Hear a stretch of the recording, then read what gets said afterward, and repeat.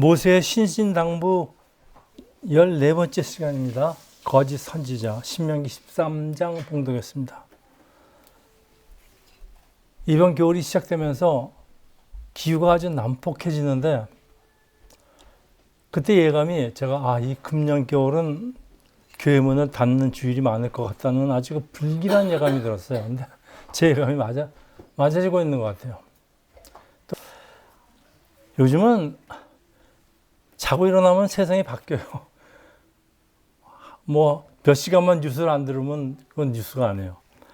그 세상 돌아가는 형세가 심상치 않은데 여러분, 이럴 때 세상을 혼란케 하는 거짓 선지자들이 반드시 등장합니다.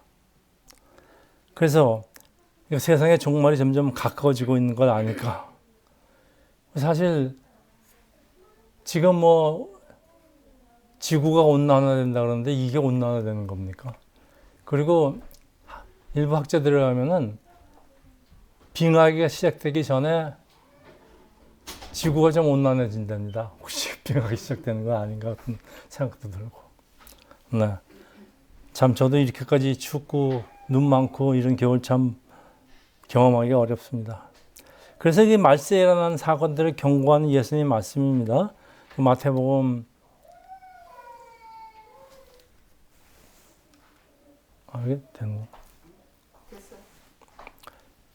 24장 24절입니다.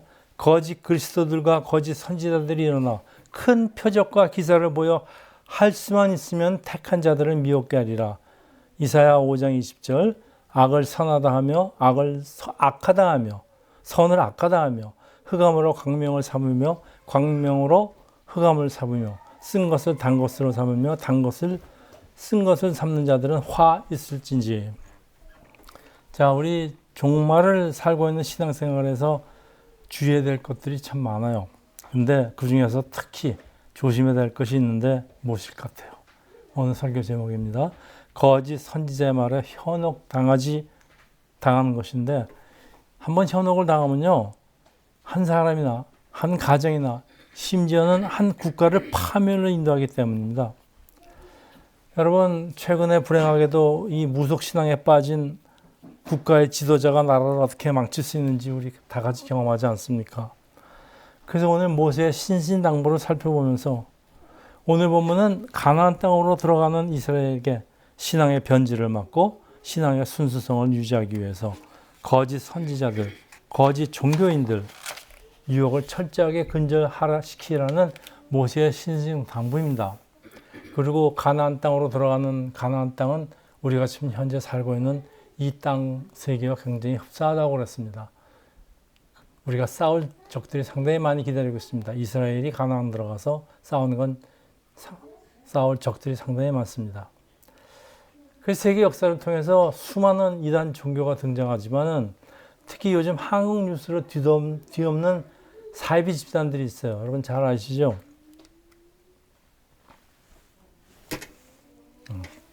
저게 통일교입니다. 그리고 저 옆에 있는 게 신천지 지표입니다. 정말 대단합니다. 이 사람들 하는 짓을 접하면서 어처구니가 없는데요. 자기 모자라도 한참 모자란 사람들이 이상한 종교나 이단에 빠지는 것이다.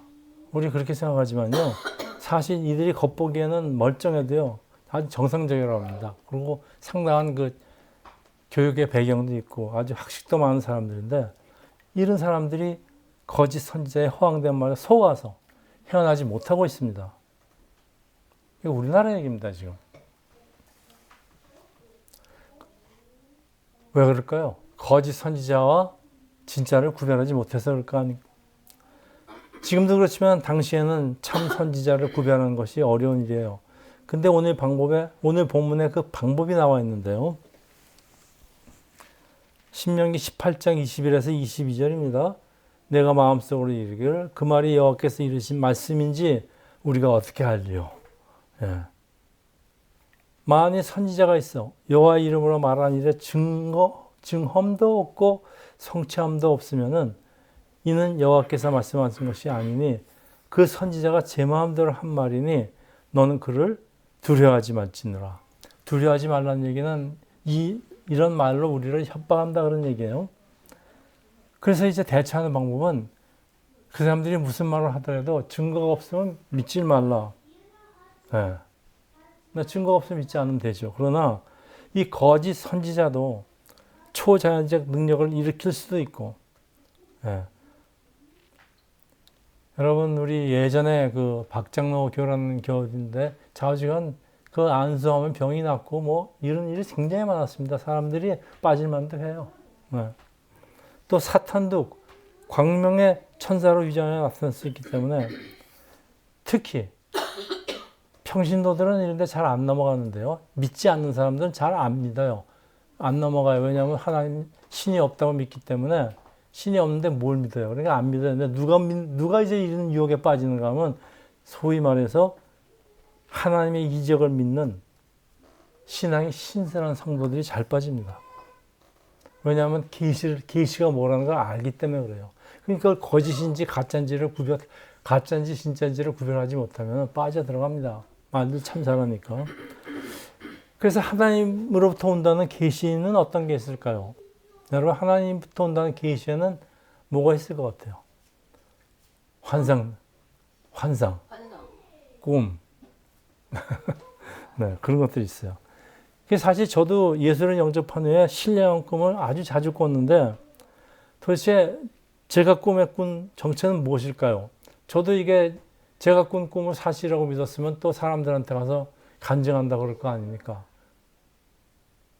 그럼 그 사람들도 속을 수도 있어요. 저부터 속으니까. 자, 그래서 이제 꿈에 대해서 좀 살펴봐야 되는데 꿈의 출처에 대해서 3가지 정도로 분류를 합니다. 첫째, 사람한테서 오는 꿈. 이 꿈은 행복했거나 고통스러운 삶의 현실을 반영하면서요. 밤에 잠자는 동안에 흔하게 나타나는 것인데 이 마음속에 생각하던 것이나 신체적인 현상이 꿈으로 나타나는데 예. 그래서 왜 침대에서 자다가 떨어지기 직전에 벼랑에서 떨어지는 꿈 꾸고 뭐 그러지 않습니까? 네. 그리고 이제 저의 경우는 제가 예전에 상당히 힘든 시절이 좀 길었는데 그 힘들었던 그 시절의 그 사건들이 꿈에서 가끔가다 반복되는데 좀 안 했으면 좋겠는데 가끔 반복이 돼요. 그래서 꿈에서 좀 괴롭다가 일어나는데 자, 둘째. 자, 거짓 선지자나 공허한 몽상가들한테 나오는 꿈이 있어요. 이게 보통 마귀로부터 오는 꿈이에요. 꿈을 본 자신도 모르는 사이에 나쁜 목적으로 무서운 꿈을 또 무서운 죄를 짓는 꿈을 그런 꿈들을 꾸게 합니다. 악몽이죠. 네. 악몽입니다. 악령이 주는 거예요. 셋째, 하나님께로는 계시적인 신령한 꿈이 있습니다. 하나님의 뜻이나 미래에 일어날 일들을 알려주는데 참 이런 꿈들은 신령한 꿈은 성경과 들어맞습니다. 이 사실적으로 하나님이 우리 성경 보면은 특히 구약 성경 같은 데 보면은 꿈으로 많이 알려주십니다. 그러니까 이런 것들이 있기 때문에 다시 말해서 이런 신령한 꿈에도 가짜와 진짜가 있단 말입니다. 구별해야 됩니다. 근데 우리는 어떻게 거짓 선지자의 말에 현혹되지 않을 수 있을까요? 그것도 오늘 본문에 잘 나와 있어요. 신명기 13장 1절에서 5절. 너희 중에 선지자나 꿈꾸는 자가 일어나 이적과 기사를 내게 보이고 그가 내게 말한 그 이적과 기사가 이루어지고 너희가 알지 못하던 다른 신들을 우리가 따라 섬기자고 말할지라도 너는 그 선지자나 꿈꾸는 자의 말을 청정하지 말라.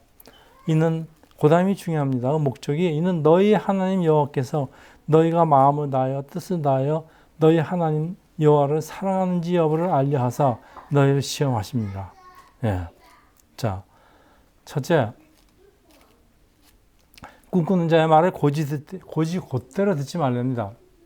그 사람이 아무리 선량해 보일지라도 고지 곧대로 듣지 말래요. 여러분, 꿈꾸는 자는 누굴까요? 꿈꾸는 자. 요셉. 네, 요셉. 야곱의 아들 요셉의 별명이 꿈꾸는 자입니다. 그 형제들이 요셉의 꿈 꿨다는 소리를 듣고 놀리기 위해서 붙인 일이지만은 실제로 요셉의 꾼 꿈은 신령한 꿈이었습니다. 네. 그러나 여기 꿈꾸는 자, 히브리 원어와 당시 문맥을 보면은 계시 받았다고 주장하면서 꿈을 근거로 하나님의 뜻을 전하고 말하는 사람을 꿈꾸는 자라 그래요. 그러니까 실제로 꿈을 꿀 수도 있고 안 꿀 수도 있는데 괜히 이제 자기가 꿈꿨다 그러면서 헛소리 하는 겁니다. 네. 그래서 자칭 예언자죠. 사회에 해를 끼치는 것은 그가 가진 목적에 관계없이 그의 허황된 꿈으로 자신도 물론이고 사람들을 현혹시키기 때문인데, 이런 허황된 꿈을 꾸는 사람을 우리 데이드리머라고 합니다. 꿈꾸는 자입니다. 그런 뜻이에요. 여기 꿈꾸는 자는. 그래서 왜 이런 얘기를 했는가 하면 고대인들에게 꿈은 중요한 의미를 가집니다. 그들은 꿈이 종종 신이나 하나님이나 혹은 악한 영이 주는 계시를 믿기 때문입니다. 사실 어떤 꿈은 분명한 메시지를 줍니다. 오늘에도. 또 어떤 꿈은 상징적인 메시지를 가지고 있는데, 저는 아까 말했지만은 예수를 영접하고 신령한 꿈들을 아주 자주 꾸게 되는데 아주 기억이 생생합니다. 이건 신령한 꿈이에요. 예수님한테 뭐 시집가는 꿈, 뭐 이런 꿈들이니까 아주 신령한 꿈입니다. 참 황홀한 꿈입니다. 근데 이거는 우리 영의 세계에서 성령이 임하면 흔히 일어나는 일입니다. 그리고 사실 저도 저 자신도 꿈에서 일어나는 일이 하나님의 계시라고 생각하고, 꿈에서 본 것들이 이건 신령한 꿈이니까 정말 이루어지는 꿈이라고 생각한 것들이 있어요. 그래서 제가 꿈에서 본 그 선교사 지원센터 같은 거 건립하고 뭐 이런 그런 계획을 가지고 돈을 좀 벌어보겠다고 많이 노력도 했습니다. 근데 현실에서 실현해 보려고 했지만은 제가 지금 느끼는 게요. 이 꿈이 허황된 꿈은 아니에요. 하나님한테 분명히 이제 받는 계시는 계시라도 이 꿈은 하나님이 저를 향하신 꿈은 뜻은 아니었다는 사실입니다. 하나님이 저한테 원하시는 것은 목사가 되어서 사역을 하는 거지, 뭐 빌딩 짓고서는 뭐 선교사 센터 이런 거 하는 거 아니었다니 그런 얘기입니다. 그러니까 제가 착각을 한 거죠. 왜냐하면 꿈이 이렇게 강렬했으니까. 자, 그래서 비록 신령한 꿈이나 체험이라도 우리의 날카로운 이성적인 분별이 필요하다, 그런 뜻입니다. 그래서 제가 드리는 말씀은 이런 신령한 것도 물론 있고 물론 중요하지만 사람의 이성도 하나님부터 받은 거기 때문에 조심해야 된다. 우리가 판별해야 된다. 그런 말씀을 한다고 그러는 겁니다. 그래서 따라서 나쁜 의도를 가진 건 아니더라도 어떤 선지자가 일어났어요. 이적과 기사를 행하면서 성경에 위반되는 말을 예언하기도 하고, 또 때로는 그대로 이루어질 수도 있대요. 그런 이유는 믿지 말라는 얘기는 마귀에게도 이런 짓을 행하는 능력이 있고, 또 저처럼 그가 꿈에서 본 것이 부정한 것일 수도 있고, 사람의 착각일 수도 있고, 또 그 사람이 가진 열정의 결과가 있습니다. 제가 선교사 센터를 만들고 싶었던 그 열정이 있었어요. 그러니까 그 열정이 아마 꿈으로 나타났던 것 같아요. 그러니까 분별 잘하라 그런 얘기입니다. 그래서 제가 선교사 센터 하겠다고 뭐 돈 거들어 다니고 뭐 펀드레이즈 하고 다니고 그게 사기꾼입니다. 하나님 뜻하고 상관없는. 그래서 오늘 그 본문 끝에 너희 하나님 여호와를 사랑하는 여부를 알려하라. 너희를 시험하시니라. 너희가 그런 꿈을 쫓아다니는지 허황된 것을 쫓아다니는지 너의 열정을 쫓아다니는지, 아니면 하나님의 나를 향한 하나님의 뜻을 온전히 하나님이 사랑하고 받는지를 하나님이 시험하시겠다, 그런 얘기예요. 저는 이게 무슨 말인지 이해가 갑니다. 자, 그래서 하나님 말씀을 따르는지 시험하기 위함이라고 오늘 본문은 분명히 말씀하고 있어요. 오늘 거짓 선지자는 광명의 천사로 가정한 적그리스도죠. 사이비 이단들을 의미하는데, 오늘날 얼마나 많은 이단들이 판을 치는지, 뭐 여호와의 증인부터 시작해서 뭐 한국에는 뭐 아까 말씀드린 그런 이상한 교회, 참 개신교도 문제입니다. 이 정통 개신교 기독교가 이들에게 완전히 농락당하고 있어요. 지금 정말 이제는 이 정도 상태에서 어디 가서 목사라고 예수 믿는다고 얘기하기도 창피할 정도로 좀 그렇게 정도 이상해졌습니다. 자, 우리에게는 의무가 있습니다. 참 계시와 거짓 계시를 이거 구별해야 됩니다. 이거 구별하지 못하면 큰일 납니다. 여러분, 계시라는 단어의 뜻은 하나님이 우리에게 보여주시는 것, 하나님이 우리에게 나타나시는 것을 보여주시는 건데, 그 방법은 일반 계시 그리고 특별 계시가 있어요. 일반 계시는 하나님의 자연 법칙입니다. 하나님이 자연 만드신 거 보면 이 오묘한 세계를 이걸 어떻게 사람이 만들겠습니까? 어떻게 우연이 되겠습니까? 여러분 사람을 보세요. 얼마나 정교한지 몰라요. 아무리 휴머노이드가 발달해도 사람을 따라오지 못합니다. 하나님 만드신 이 피조물이 얼마나 이거 보면은 이거 사람이 만들 수가 없어요. 이건 도저히. 그러니까 그게 하나님이 만드셨지. 누가 만드셨지? 하나님이 만드셨지. 진화 과정에서 이렇게 진화할 수가 있습니까? 세상에. 자, 그 인간 역사 등을 통해서 하나님이 이건 내가 만든 거야. 니들 봐. 그리고 이제 스스로 나타내는 것이에요. 이걸 자연 계시라고 합니다. 특별 계시는 성경이에요. 네. 근데 성경이 없던 시대에는 주로 선지자들의 이 꿈이나 이 말을 예언을 통해서 이루어지는데 그 오늘날도 자신을 선지자라고 하면서 이적을 일으키면서 사람들을 현혹을 하는데 그래서 성경이 말씀하시는 현대적 거짓 선지자의 전형적인 특징이 있어요. 오늘 제가 좀 소개시켜 드리겠습니다. 첫째,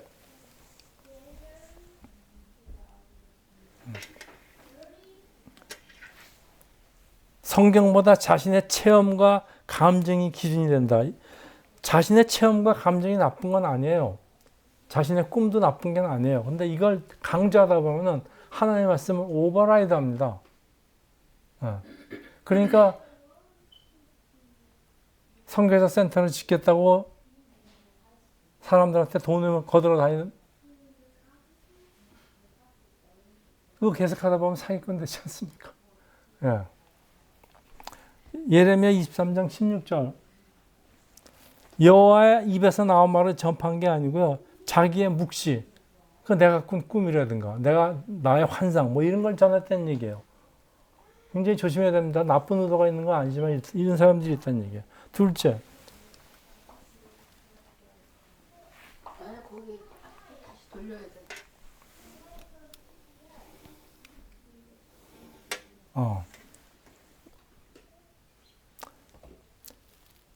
회개 없는 축복과 번영만 강조합니다. 요즘 교회에서 소리 기복신앙이라는 것, 교회 나오면 잘 된다, 돈 많이 번다, 뭐 형통한다 이런 얘기만 강조하는 것을 회개는 안 가르쳐요. 회개하는 시간 빼버렸어야죠. 시간 없다고.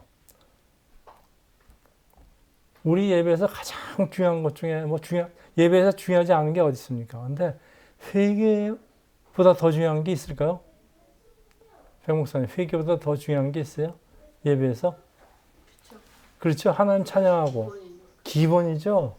우리 매일 죄를 짓고 살고 또 죄를 크게 짓든 적게 짓든 우리가 교회에 와서 반드시 해야 되는 게 뭡니까? 우리에 있는 죄를 예배 드리기 전에 우리에 있는 죄를 다 사함을 받아야지 하나님과 교통이 이루어지는 거 아닙니까? 그 회개보다 중요한 게 없어요. 근데 이걸 바쁘다고 빼요? 얼마나 많은 대형교회에서 회개를 안 합니까? 왜냐하면 사람들이 회개하기 싫다는 거야. 내가 뭘 잘못했는데. 이거 잘못된 거예요. 그러니까 회개는 없고요. 회개하는 얘기 없고 그냥 잘 된다. 미국에도 그런 큰 교회들 있지 않습니까? 십자가나 죄 회개 대신에 성공이나 형통이나 물질 축복만을 반복하면서 예수 복음을 인간 욕망 충족의 도구로 변질시킵니다. 예수 복음이라는 것은 우리 죄를 사한다는 건데 이 복음을 너 예수 믿으면 잘 된다. 이걸 바꿔버리는 거예요. 셋째, 예수 그리스도보다 지도자 자신이 중심이 되려 한다. 우리 교회는 교회가 예수 그리스도가 없으면 교회가 아닙니다. 근데 이 교회에서 목사가, 지도자가 예수님 없애고 자기가 중심이 되려고 해요. 자기가 다 하려고 해요. 네. 그리고 교회에 충성해야 목회자한테 충성한 거다. 뭐 비판하는 것은 하나님을 대적하는 거다. 이러면서 이제 성도들을 핍박합니다. 넷째, 성경을 선택적으로 이용합니다. 설교도 자기에게 유리한 구절만 골라서 여기 오늘의 요점이니까 핵심 메시지니까 우리 요거만 합시다로 그냥 엉뚱한 얘기만 하고 있습니다. 선택적으로 이용해요. 다섯째, 두려움과 정죄로 성도를 통제합니다. 전 좀 봤습니다. 우리 교회를 떠나면 저주받는다. 이 교회 밖에는 구원이 없다. 구원파들이 이런 얘기합니다. 여섯째, 그 삶의 열매와 말씀이 불을 취합니다. 지 말씀은, 목사가 말씀은 참 주옥 같은 말씀을 하는데 삶의 열매가 영 아니에요. 뭐 그냥 아들한테 넘겨주고 물려주고 뭐하고 돈 횡령하고 뭐 그냥. 네. 일곱째, 교회를 하나님의 몸이 아니고요. 개인 왕국으로 소유합니다. 얼마나 하는지 몰라요. 그러니까 교회에서는 목사가 왕이에요. 교회의 본질인 동역구조를 절대적인 1인 체제로 만듭니다. 참 이런 일이 횡행하고 있기 때문에 너무나 많이 보도가 되고 있기 때문에 창피합니다. 정말. 저는 요즘 목사라는 게 창피합니다. 어쩌면 좋겠습니까? 그 결론적으로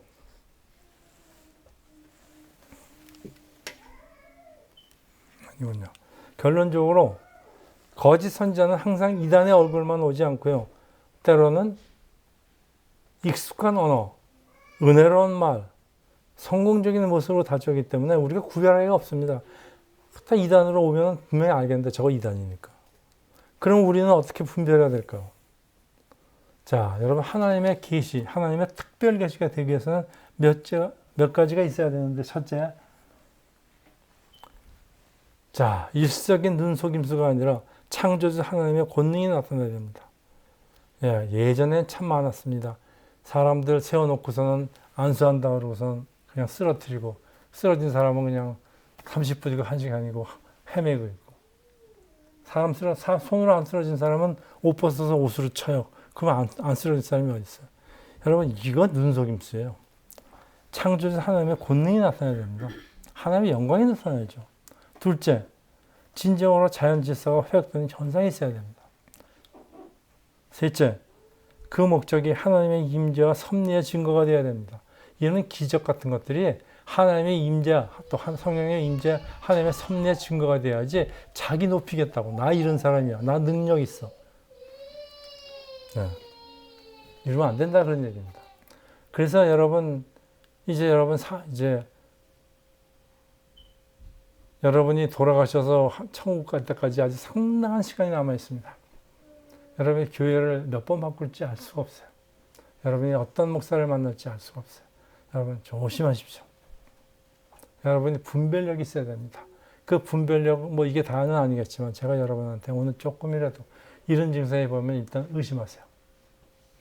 세상이 참 악합니다. 그 무엇보다도 사람들 하려면 하나님을 높이게 만드는 그런 사람이 선지자입니다. 사람이 아무리 이적을 행하고 그렇단 말을 한다고 할지라도 만약 그 사람이 하나님을 두려워하지 않거나 혹은 자기 신과 하나님을 동일시하라고 하며 여러분 그 유명한 목사 알죠? 하나님 까불지 마 나한테 혼나. 일은 감옥 갔어요. 최근에. 얼마나 시원한지 모르겠습니다. 좀 오래오래 계셨으면 좋겠습니다. 이런 말이나 하고 다닌다면 하나님과 자신을 동격화해서 사람 현혹시키는 거예요. 그 말이 현혹된 사람도 있어요. 그래서 결국 멸망으로 이끌려갑니다. 현혹된다는 건 한마디 한마디를 조금씩 끌려가다가 멸망으로 이끌어냅니다. 그래서 그들을 구별하는 방법은 결국 그들의 열매를 보아야 되는 자. 열매를. 저 사람들이 하나님의 그 심판을 받는지 아니면 하나님의 축복을 받는지 저 사람들이 하나님을 높이고 사람들을 평화롭게 하는지 사람들을 부유하게 하는지 아니면 사람들을 멸망으로 있게 하는지 그거 잘 봐야 됩니다. 그건 두고 보면 압니다. 그래서 잘 보고 있다가 이런 현상이 일어나면 그건 거짓 선지자입니다. 그래서 그들이 행하는 이적은 하나님을 높이면서 사람을 살리는 그런 이적이어야만 됩니다. 자, 오늘 말씀을 정리하겠는데 여러분 인류 역사상 일어난 최고의 이적이 무엇일까요? 뭐 여러 가지 있겠지만은 하나님이 사람의 몸으로 이 땅에 오신 성육신 사건이에요. 네. 또 기독교는 이 사건으로 교회가 시작됩니다. 요즘 제가 유튜브를 좀 보다가 이런 말이 있었어요. 한참 휴머로이드를 설명을 하는데 어떤 그 교수님이 이런 얘기를 하더라고요. 휴머로이드. AI가 피지컬을 입었다. 저는 이 소리 듣고서 깜짝 놀랐어요. 이게 무슨 말이에요? AI가 피지컬을 입었대요.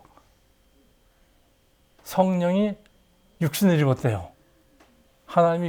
성령이 육신을 입었다. 그런 생각이 팍 떠오릅니다. 저는 깜짝 놀랐어요. 휴머노이드가 이게 일어날 수 있는 일이구나. 그런 생각이 들었습니다. 자, 그래서 성경도 언제나 사람의 이름보다는 열매를 가르침을 보라고 그러는데, 따라서 예수 그리스도를 부정하는 어떤 사상이나 가르침, 뭐가 있을까요?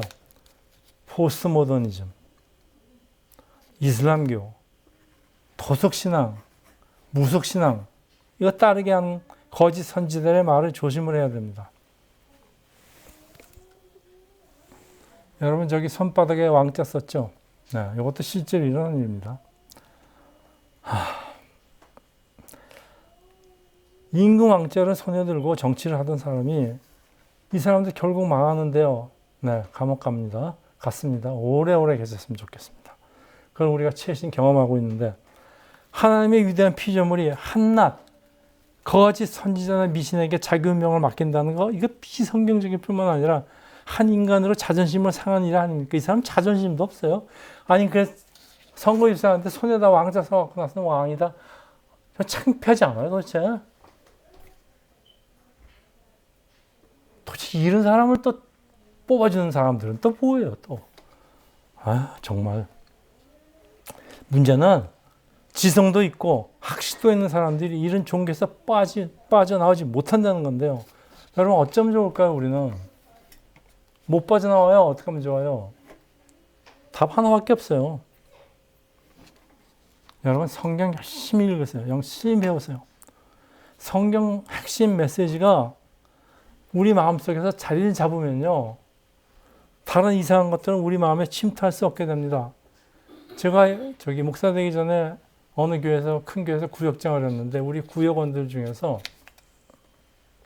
한 청년이 결혼 안 한 청년이 어떤 이제 아가씨하고 데이트를 했는데 그 사람이 그 아가씨가 원하는 그 교회, 그 사람이 다니는 교회에 이제 여러 번 갔대요.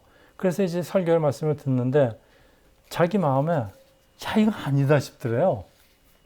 이거 좀 이상합니다. 그래서 자기가 뭐 특별한 성경 지식이 이렇게 높은 것도 아니니까 저한테 가서 물어봐요. 저한테. 집사님 도대체 제가 이런 얘기 듣는데 이거 어떻게 해석합니까? 딱 보니까 이거 막 구원파 막이에요. 근데 그래서 결국 그 여자하고 사귀던 것을 그만뒀어요. 그 그만두고 이제 아주 신앙 좋은 여자하고 결혼해서 지금 장로입니다.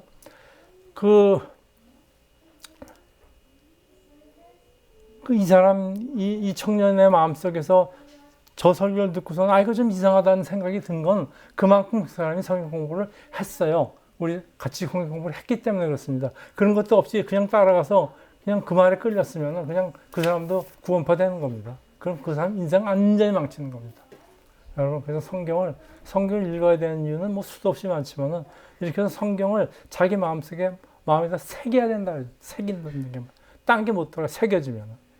여러분 유대인들이 그 신명기 우리 전번 시간에서 배웠듯이 머리에 띠를 들고 마음에 새기고 허리에 묶고 이런 거 다 마음에 새기라고 하는 겁니다. 자기만 새기는 게 아니라 자기 자손들한테도 내가 이렇게 마음에 새긴다는 건 니들 봐라.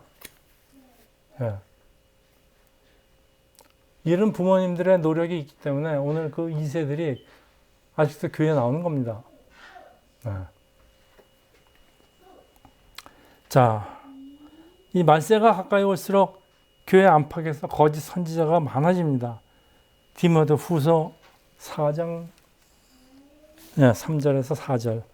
때가 이르니 사람이 바른 교훈을 받지 아니하며 귀가 가려워서 자기의 사역을 따라 스승을 많이 두고 또 그 귀를 진리에서 돌이켜 허탄한 얘기를 따르리라. 딱 나와 있지 않습니까? 바른 교훈을 받은 사람들은요. 이런 얘기가 들리지가 않습니다. 저건 이상하다 그러죠. 이때까지 성경 읽고 성경 배우고 성경 공부해야 됩니다. 자, 거짓 선지자의 허황된 말이나 그거 행하는 일시적인 이적에 현혹되지 말고 우리를 지켜주는 것은 사실 우리의 분별력이 아닙니다. 우리가 분별력이 뭐 있어요, 사실. 이 말씀 안에서 거하는 우리를 지켜주는 예수 그리스도의 은혜가 있기 때문에 그랬어요. 그래서 말씀을 자꾸 접해야 됩니다. 말씀이 있는 예수를. 네, 이거 우리를 지켜줍니다. 그래서 성경에 따라서 참된 계시를 믿는 신앙을 가지시기를 예수 이름으로 축원합니다. 기도하겠습니다. 할렐루야. 오늘은 거짓 선지자들에 대해서 저희들이 경고 메시지를 받았습니다. 하나님은 이 세상이 점점 흉흉해지며 말세가 가까워지며 얼마나 많은 거짓 선지자들이 등장해서 저희들을 현혹하고 있는지 모르겠습니다. 하나님 아버지, 우리가 주님을 말씀을 열심히 배우고 연구해서 이런 사탄의 무리들의 허황된 말들이 우리 마음속에서 자리 잡지 않게 하나님 아버지 축복하여 보호하여 주시옵소서. 감사드립니다.